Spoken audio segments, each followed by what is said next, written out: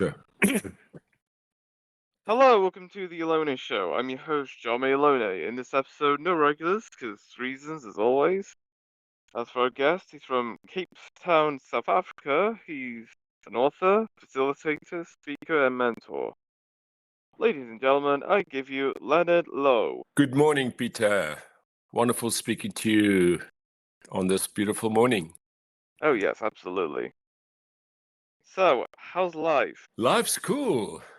Uh, Having a really good week. I'm and a busy week finalizing the second edition of my book Jump, doing a reprint and second edition, and also had a beautiful evening talking to a group of young men in their 20s about masculinity and sexuality here in Cape Town, and was blown away by the openness, curiosity, and interest of these guys. Ah, alright then. Is there anything else you've been up to recently or working on? Yes, very much my life seemed to be going in the space of masculinity and, sexuality included. And like this talk the other night was very much on that space where it was all aspects of masculinity, and especially these young guys are, it's quite crazy to see the confusion that there is about masculinity. So it's really interesting, Peter. Didn't see it coming. After writing the book, 10 years ago, I was very much involved in business, and then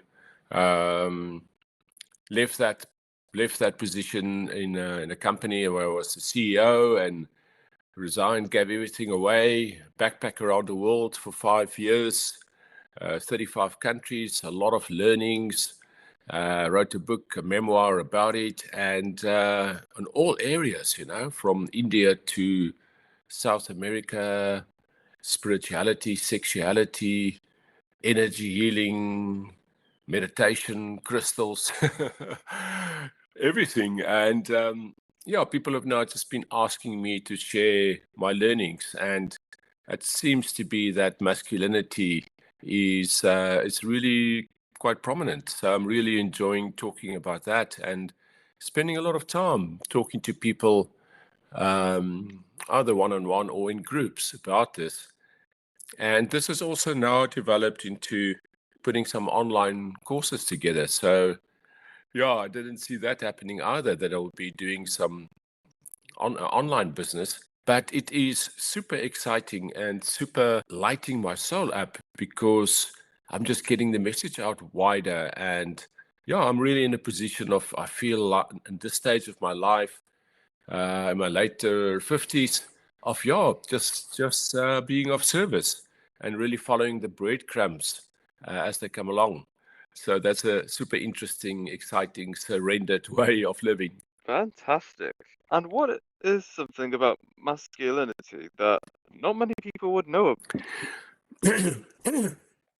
I think the world has been so burned by the shadow side of masculinity, I don't want to use this word, and maybe I shouldn't. I'll use it once and then let's not use it again.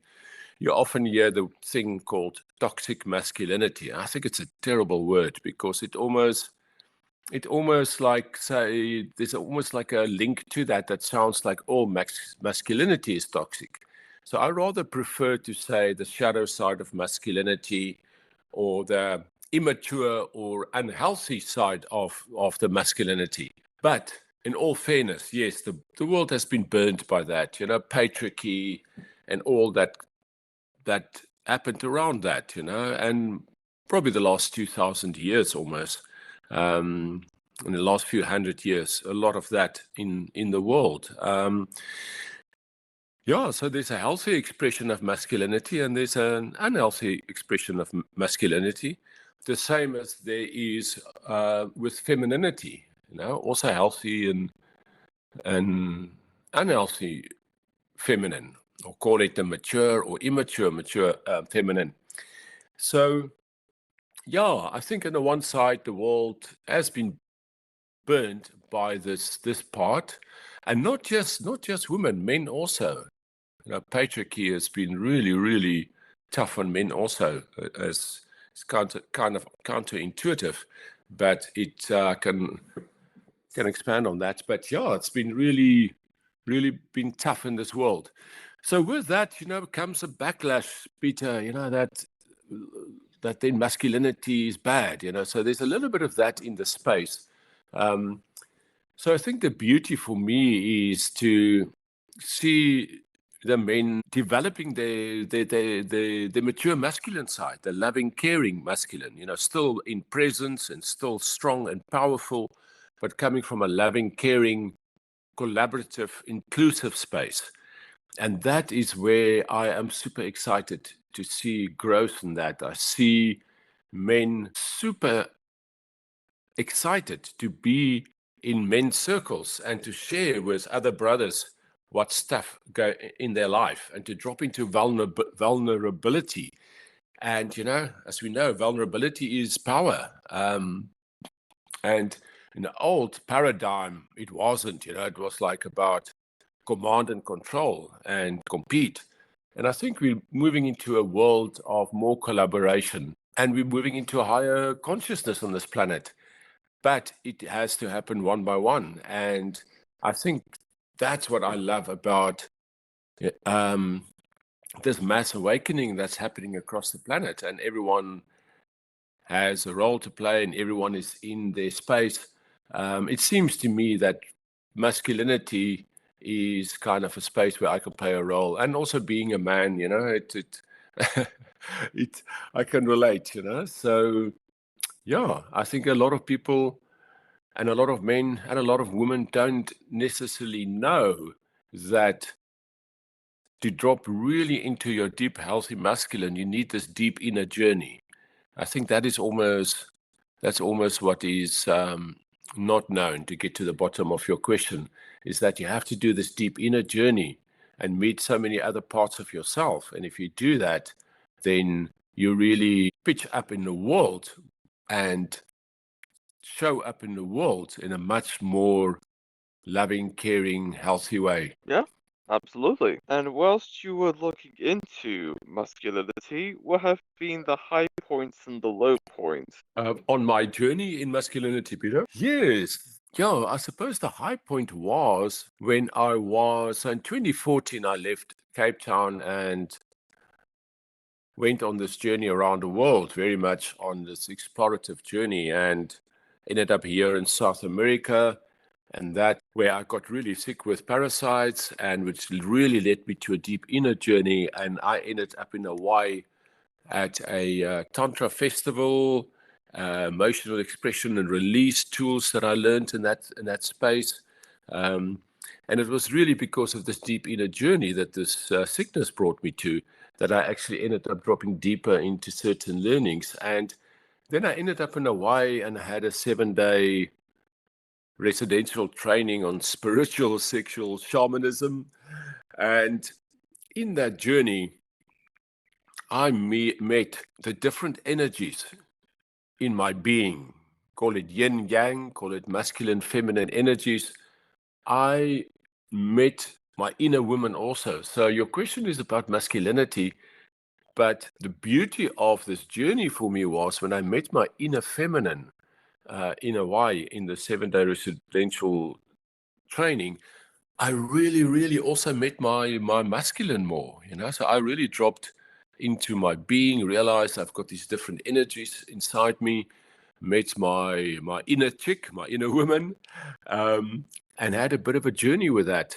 I stayed on the island for a few weeks after that. I didn't connect with any of the women there. A lot of beautiful women in the Puna coast on the big island, Hawaii. But I really would walk on the beach and really enjoy this inner union, meeting my inner woman, taking her out on a date and a walk on the beach, and really connect deeply with her. And whilst doing that, I just found that my masculine became stronger. So that was for me really a highlight in it. on the residential workshop, and the guys were saying, meet your inner woman. I was thinking, wow, that's a bit weird. Isn't that going to make your masculine weaker? And, when I tried to understand it, but I just surrendered, trusted, dropped into that.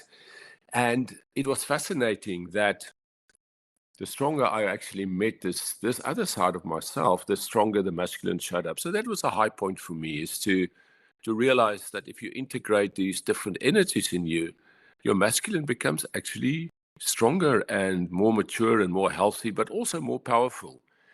That was definitely a highlight.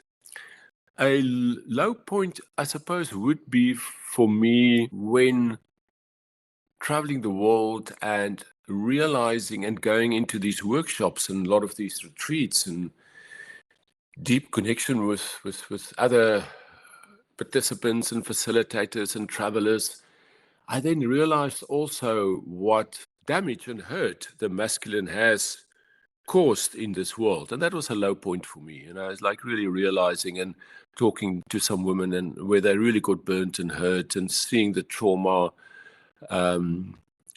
It's one thing seeing it on the news and seeing the war and all of that happening, and that's very traumatic, but it's also really tough talking to some specific people and realizing the trauma that the unhealthy masculineness caused. So I suppose that would have been a low point. But it was also so balanced by all these other high points, and then the excitement that where we are going as a species going forward and really waking up and really raising our consciousness and our vibration and empathy and love. Nice. Very good. Are there any other jobs or opportunities you haven't done yet, but you want to get into it? Peter, that's a really good question. So in the business days, I really enjoyed what I was doing. My book is called Jump, an epic solo and sex adventure. And I jumped, people say I jumped out of that world. I didn't actually jump out of that world. I just jumped into an inner journey. But I, in the business world, really enjoyed myself. So it wasn't anything. Building these businesses was really a lot of fun. So I really enjoyed the business aspect of it.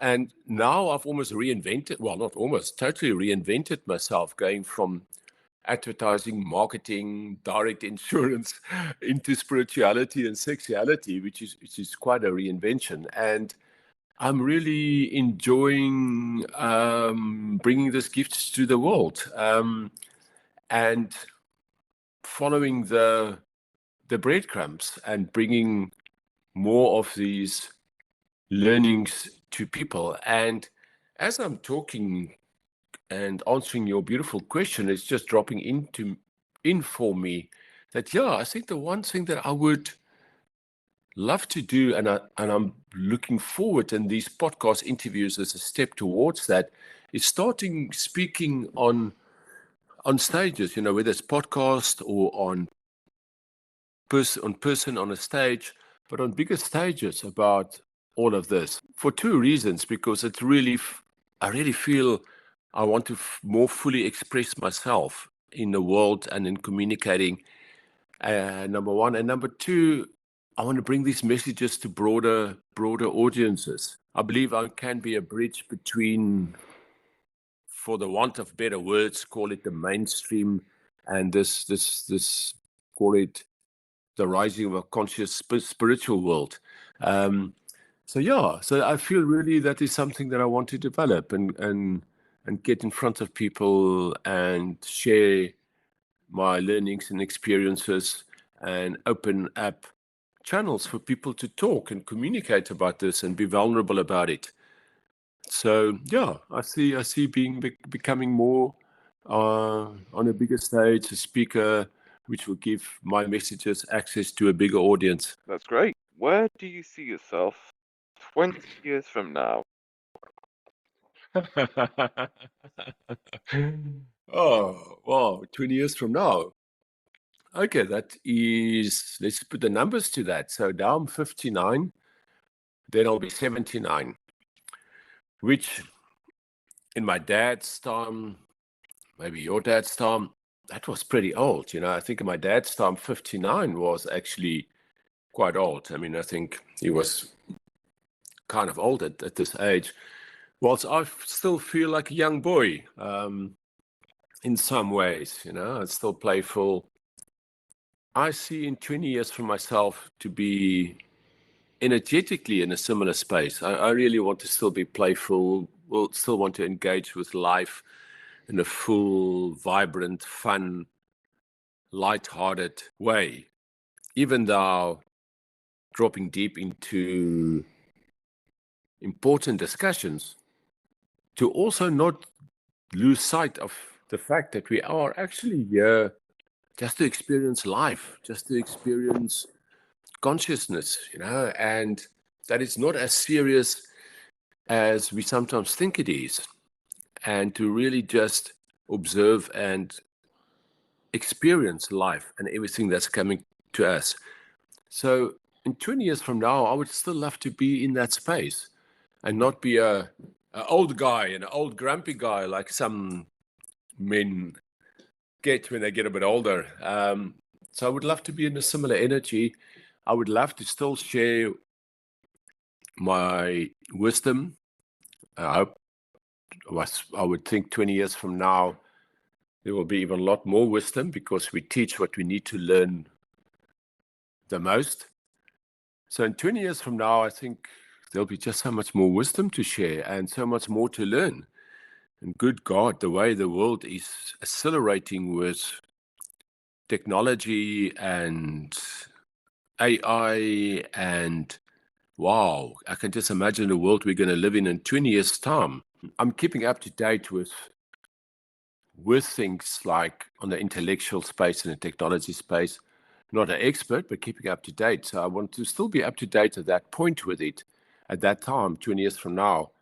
But I want to bring wisdom also to the world about the body and about humanity and about our potential as human beings. Yes, there is the AI technology that will learn from itself. And I heard a guy the other day saying that, this ex-Google guy that Steve Bartlett interviewed, that by 2045, which is kind of 20 years from now, AI will be 1 billion times more intelligent than us. And I think he's probably right.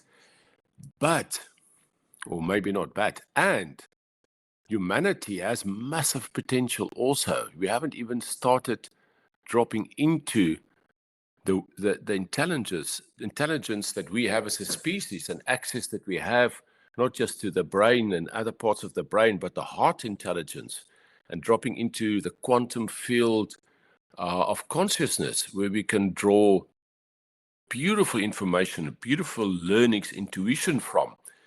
And I think that is going to also accelerate. I believe that is also going to, together with AI starting to be developed even more.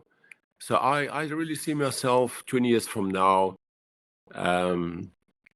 pro-human, yes, not anti-machines, so the machines can help us, but 20 years from now, really bringing forth the intelligence in the Homo sapiens species without necessarily making them machines or implanting stuff in their brains, and that we can actually reach levels of total massive intelligence and also beautiful heart space just by being human.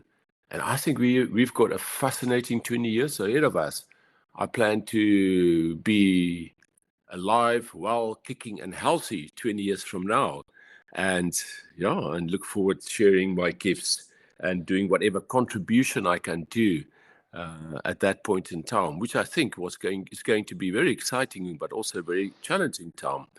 So it's a hell of a long answer to a short question, Peter, but that's what bubbled up for me right now. Very good, very good. What is a misconception people have about you? Wow. I think there are quite a few. I've written this book, and this book is so open and so vulnerable and so honest and so direct about my life and my experiences, but also my deep inner journey. So it is, in some way, very revealing, but it's also out of that, not many people are so open to talk about sexuality and their own inner world. And I put, not just talk about it, I put it in print, and it's been published. And it's at, all the bookstores here in Southern Africa, and, walking in the airport, it's there, and it's obviously on Amazon and all over the place. And people read the book, and yes, there's massive learnings on it. But I think one of the misconceptions, maybe that's the first one that's popping up that I find quite a lot happening, is that I have experienced different types of relationships with people, with women. And, you get the monogamous relationship, and you get the open relating, polyamorous relationship.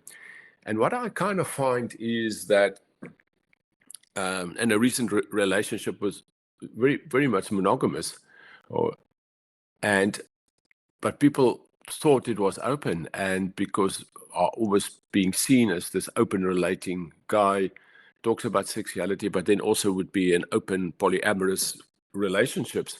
And actually, out of all my relationships I had over the years, the long-term relationships, of which there are like, I think 7, 8 long-term relationships over my life, there was only one that was open relating, and that was like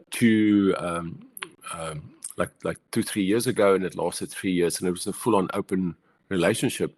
But all my other relationships were monogamous with one partner. And I think, I find that people, when they come across my last partner and me, that they would assume it's open, or they would assume I'm always an open relating, whilst I actually love monogamous relationship, and that is my current truth now, and it has been for most of my life, not right or wrong. I have experienced both. I also enjoyed that open relating for a few years, but at core, I think I'm a monogamous guy, or at least for now. And I believe you follow your truth, whatever it is, in whichever moment. I don't know, in 10 or 20 years from now, I suspect it will still be the same. But definitely for now, it is what I feel. But that is often a misconception. All right, yeah, I can see that. And that is all we have for this episode. It was great having you on, Leonard, talking about your research on masculinity and your journey throughout and everything else. It's been great. Awesome, Peter. I really love talking to you. Thanks for your deep, inquisitive questions. You're welcome. And until next time, stay tuned for more.